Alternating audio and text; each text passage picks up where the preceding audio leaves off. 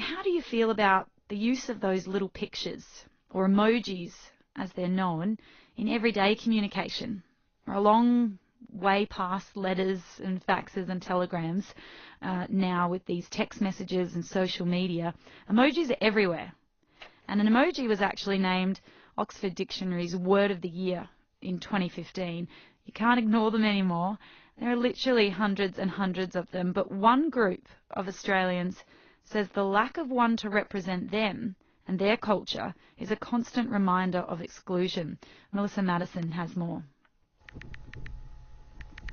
More and more text messages and online chat platforms are awash with little pictures, smiley faces, thumbs up, love hearts and animals. These emojis are a way to quickly respond to messages, show pride in an idea or group, or simply just have fun. But for Australian South Sea Islanders, they say the lack of their flag in the more than 250 currently available is a reminder that they are not part of the conversation. Because we've been historically a community that has been something that Australia has been ashamed of, I guess, because we've been considered and described as the forgotten people and described us as hidden in plain sight, more than ever, we need a way of expressing ourselves and showing, who we are, not just verbally, but visually. That's Louise Pfeffer, whose great-grandfather was one of thousands of South Sea Islanders who were brought to Australia in the 19th and early 20th centuries to work on cane fields.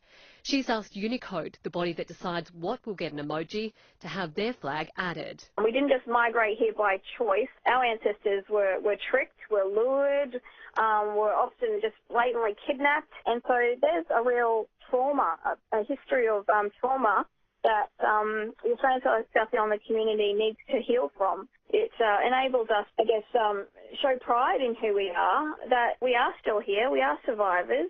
Well, there may be those that say there are much more important ways of addressing the issue of exclusion. Malcolm Burt from CQ University says it's a critical conversation to be had. It's like a universal language that they mirror social conditions, so that means they also mirror inequities. Not having a flag in the emoji alphabet, I suppose, it mirrors a inequity in their identities, really. So I really can't think of a more valid example of a request. He agrees with petitioner Louise Pfeffer that this is about much more than just an emoji. If their flag is present in the emoji lexicon, and if people don't know exactly what it is, they're going to find out. And it's a lovely entree into to finding out more about the South Sea Islander people themselves. Malcolm Burt says the Oxford Dictionary's decision to name the laughing face with tears emoji as the word of the year is further proof that these pictures are legitimate parts of the written language. A word is just, how we construct our language. So, they're now considered words. They're an official part, I suppose, of our language. They started as actually Japanese meaning picture word, which I think is kind of neat. And they started with prehistoric art, these shorthand images for communication. The Mayans had some sort of pictographic characters beside them.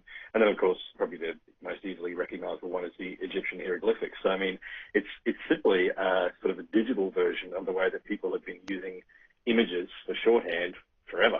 This year marks 25 years since Australian South Sea Islanders were recognised by the Queensland Government as a distinct cultural group. Proud South Sea Islander woman Louise Pfeffer says she hopes more people learn the history of her ancestors. A lot of the time when I'm speaking to people and saying, I'm an Australian South Sea Islander, they're like, you're what? What Islander? And most people haven't heard of the history. It hasn't been taught in schools properly. There was an education curriculum that was created.